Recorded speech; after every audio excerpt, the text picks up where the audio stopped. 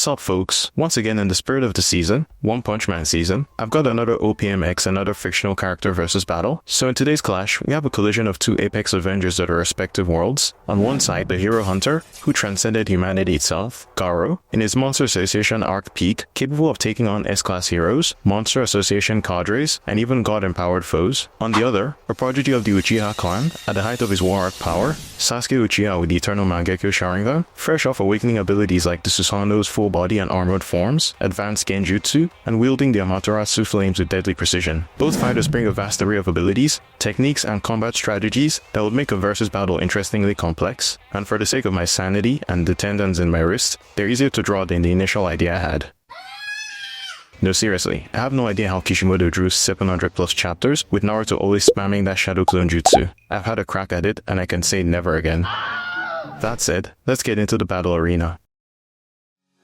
The cavern trembles under echoes of high-speed exchanges. The clash of claw against blade, fist against lightning wreathed guard. Each impact sends a spear of dust and shards of stone. Sparks flare as their latest collision brings them in close, both crouched, ready to spring again. Sasuke's Sharingan spins, reading Garou's next move before it even begins. In a flash of Crimson Tomo, the Uchiha seizes the initiative, weaving a genjutsu mid-exchange. Garou's body stiffens for just an instant, paralyzed as if invisible threads held him still. Sasuke wastes no time, his hand crackling with the familiar piercing wail of the Chidori, lightning arcs crawling up his arm as he lunges for the finishing thrust. The blade of lightning cuts through the stale cavern air, only to meet empty space. Garou's eyes sharpen as his instinctive battle sense takes reign, his body twists away, and his counterattack comes like a hammer. Sasuke barely flips back in time, the swipe tearing through his after image, but the follow-up blow catches his guard and snaps the sword in his other hand cleanly in two. The force of the strike throws Sasuke back across the cave, sandals scraping jagged furrows in the rocks as he lands. Garou lunges forward in hot pursuit, pressing his advantage. His next blow whistles through the air, fast but telegraphed. Sasuke plants a foot on Garou's extended limb,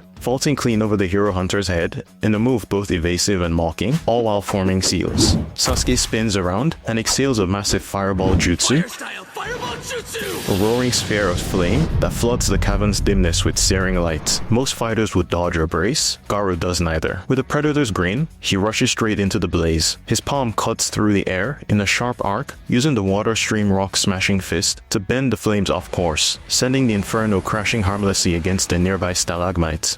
The redirected flames explode on impact, showering molten fragments as Garou continues his relentless advance. Realizing the flames won't slow his foe, Sasuke's eyes harden. The Tomo in his left eye spin and morph into the jagged pinwheel of his eternal Mangekyo Sharingan. Black flames erupt in Garou's path. The inextinguishable Amaterasu. Garou lowers his stance, jaw clenched, and plows forward, ignoring the searing heat as he muscles through the hellfire. Sasuke raises a massive Susanoo, the ethereal ribcage, an armored shell, forming around him like a giant warden. Garou's next attack slams into the glowing guardian with the explosive power of his Fajin-powered strike. The collision rings out like a drum beat in the cavern, fissures webbing through the Susanoo's armored shell. The shockwave of the strike reverberates inside, rattling Sasuke's bones, making his lungs hitch, and his ears ring from the internal pressure. Persistent, Sasuke mutters. Accepting that his opponent won't be worn down, he channels his chakra through his body and outward into his Susanoo's frame, infusing it with coursing lightning. The Susanoo blazes like a storm giant. The electrically charged avatar lashes out, discharging a wave of chakra lightning that surges through the cave and sends Garou flying back. The jolt snaps something deeper awake inside the hero hunter. The fog in his mind clears as the pain and the injected chakra refocuses him. He comes to only find himself embroiled in an even more hard-fought battle, and his arm is on fire. However, that's easily rectified, and he adds another pair for good measure. He's awake now and ready for round 2. Cracks rip across the cave's ceiling before an explosion scatters them in all directions. The titanic clash has grown too vast for the cavern to contain. Garou uses his newly manifested energy blasts like rocket thrusters to gain altitude, adding another dimension to the battle. Sasuke, clad in Susanoo on his serpentine mount Aoda, gives chase. Now airborne, Garou unleashes lancing energy beams in a suppressive barrage to slow Sasuke's pursuit. As Aoda coils and weaves through the hillside, Sasuke takes aim and fires off Amaterasu arrows to snipe his target. With enough distance between them, the hero hunter flips the script, going on the offense. Like a peregrine falcon, he dives for his prey, gravity and energy beams building up his speed, and right into the firing line. The hero hunter dives and rolls through an onslaught of Amaterasu arrows, battered but unyielding. Contact. Like a frayed cloth caught on a nail, the rip starts and propagates until the entire serpent is cut in twain. The scales on his corpse glittering in the night sky as they plummet to the ground. Sasuke is thrown from his mount, tumbling as the Susanoo's armored glow falters and fragments. He lands hard, pinned to the ground, his chakra reserves draining, the world ringing in his ears. Towering above him, framed against the stormy sky, Garou's monstrous silhouette looms, each breath a visible puff in the cold night air. Garou raises his hands to deliver the finishing barrage. It was going to be over, but Sasuke pulled his ace in the hole. Over the course of the bout, Sasuke had placed Garou under genjutsu twice, the second time being a more subtle illusion. The Amaterasu flames had been fired onto his left arm, not his right. The black flames he believed he had discarded with his arm earlier were now spreading across his body. His eyes widen as the illusion shatters, and the Amaterasu bites into his torso for real, spreading hungrily across his flesh. Sasuke, seizing the moment, thrusts his palm forward. A Chidori spear rips out, a razor-thin bolt of lightning that pierces Garou's chest and blasts him back, tearing away chunks of his hardened monster shell. Both fighters stagger, breathing hard, their bodies are battered, their eyes locked with mutual recognition. Each seeing in the other the same refusal to yield. Wounds knit as new layers of hardened muscle crawl across bone, then get plated with armor. Monstrous shapes fill the night sky, ready for another cataclysmic encounter. The final round begins, a true clash of titans.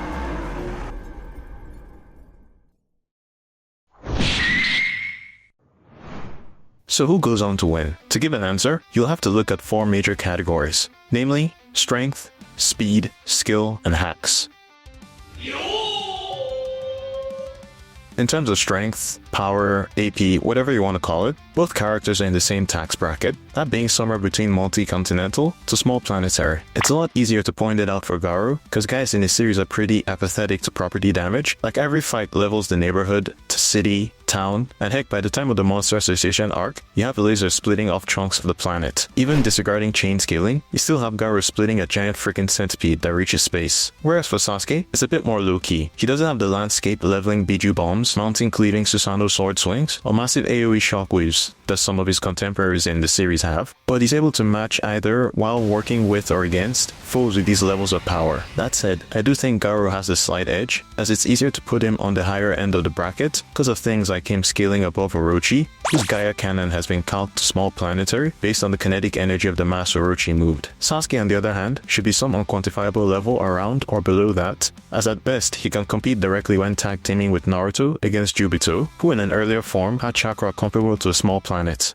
It's practically like a small planet, but that's impossible! This slight edge could be decided in the long run, but a heavy overhand is only useful if you can hit your opponent, so we move on to speed.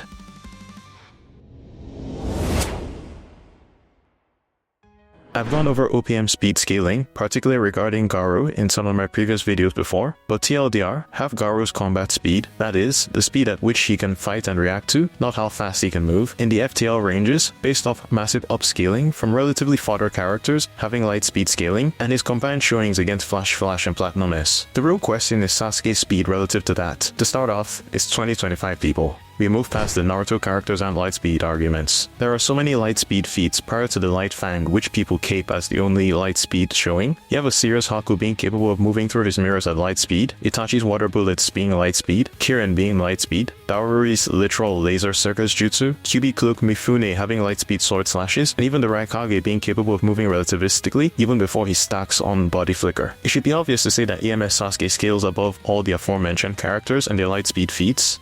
However, there aren't exactly any clear multiplier to get how far above lightspeed he is, but you can ballpark him somewhere in the lower FTL ranges based on sensible upscaling. And when you stack on the advanced perception his EMS provides, it should once again close the speed disparity between the two. So in general, I don't think this fight will be ending in a speed blitz. God, I hate that word nowadays. Anytime a character beats someone to the punch, they blitz them. Never mind the fact that the characters are literally fighting and reacting to previously. Doesn't even fucking make sense. Like,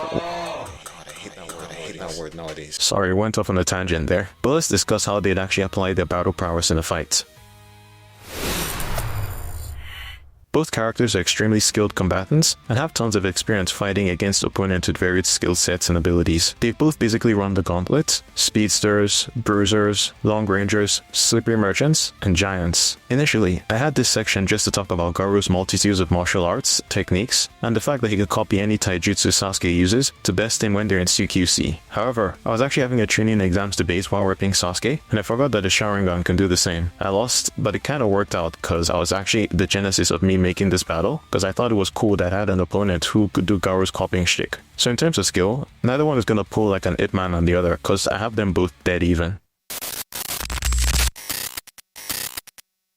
And finally, the real hinge point of the fight. The main reason I actually enjoyed making this battle was cause both fighters have a host of abilities that can attack, defend, and counter-attack against each other. I personally don't care much for fights which hinge on character have higher power number, character win. So let's run down the abilities of both, and how they'd affect their opponent, and how their opponent could possibly counter it. Starting off, the main stumbling block I had when I switched from Naruto to Sasuke was Genjutsu GG, and it's not like Sasuke doesn't start off fights with it in character. However, Garou does have a counter, but to explain how it works, we have to define the types of Genjutsu Sasuke can use. Excluding Izanagi and his BS sister, you can broadly classify the Genjutsu we see in the series into three broad categories: paralytic Genjutsu, to restrain opponents by trapping their minds in some sort of prison; illusory Genjutsu, to fool an opponent by deceiving their senses; and submissive Genjutsu, to control an opponent by manipulating their reasoning. Garou has a means of countering paralytic Genjutsu, as we see that his natural fighting instincts can keep him fighting, albeit less tactically, even when his consciousness is offline. He did this when he fought against Dark Shine, Bang, and Bomb. It's kinda like how Spider-Man's body could keep acting, even when Doctor Strange had knocked out his soul essence. I'm not really sure about what that was, but if Sasuke puts Garou under, his body would still keep fighting. That said, Garou doesn't have a means of straight up countering illusory Genjutsu, so if Sasuke used a subtle illusion like he did against Danzo, it'd get past him. And this version of Sasuke never used submissive Genjutsu offensively. Sure, you could try to argue they used it on the Cloud Ninja that Taka jumped, but it's kind of a bit of a stretch, cause they already had him dead to rights. It seems like this type of Genjutsu is reserved only for controlling tailed beasts.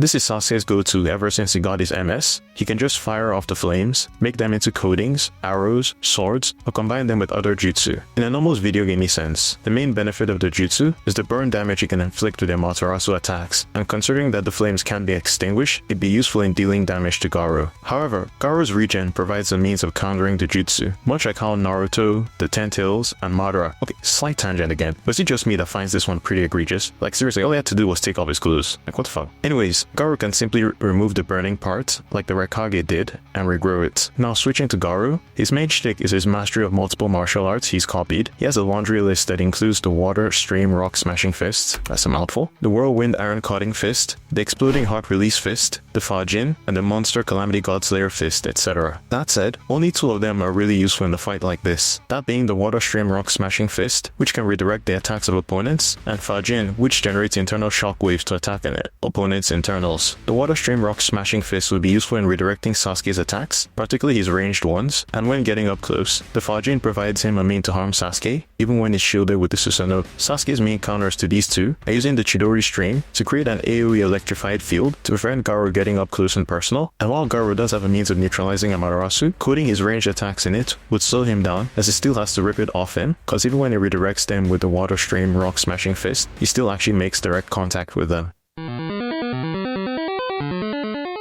This is Garou's main ace in the hole for most fights. He generally starts off getting a feel for his opponent, and as the battle progresses, he adapts, not just in a technical sense, but even physically, like growing extra arms, wings, and shooting energy beams. Like most of his fights, this will be the game plan against Sasuke. The only real counter to this is just overwhelming force that he can't adapt to fast enough, like a certain Baldy did, or having a large enough bag to keep him preoccupied until you can land a killing blow. Sasuke falls into the second camp. Like just go read his wiki page and see the number of jutsus he has. I know later in the series, he and Naruto became Sharingan and Rasengan merchants, but he has a wide array of techniques he can use to keep Garou guessing. I'll put up a list on screen so you can see what I mean. So who wins? If you're looking towards Garou, he has the edge in stats and has a means of countering most of Sasuke's dangerous abilities. His win con is largely just to continue pressing Sasuke until he overpowers him, That said, Sasuke is still in this fight. His major win con will be to play coy with their versions and lure Garou into a Chidori to the face or Chidori blade decapitation. He has just enough in terms of stats to keep himself competitive while he tries to set it up. So what do I think? Well, if you could guess how much he seems like I've been kind of glazing him, I lean more towards Garou. I think his win strategy is just easier to achieve, whereas there are a bit more hurdles for Sasuke's. I was thinking of a good analogy for the fight, and I came up with this. For Sasuke, Garou would kind of be like an 8th gate guy with regen, whereas for Garou, Sasuke would be like a flashy flash with hacks. So in all, I have it Garou 7 times out of 10. Anyways, what do you guys think about the new format? The older one kind of felt a bit stale, because I was repeating a lot of the analysis in the conclusion. It felt smooth kind of combined them. Now for those who want to listen into my artist corner, in the fight, I was heavily inspired by a lot of Sasuke's fight showings and styles against the Raikage and Killer Bee. If you look, you can actually see a lot of similar moves I took right off the page. I also really wanted to have him use a subtle genjutsu like he did against Danzo. If you're paying attention, you can actually see when I set it up in the panels.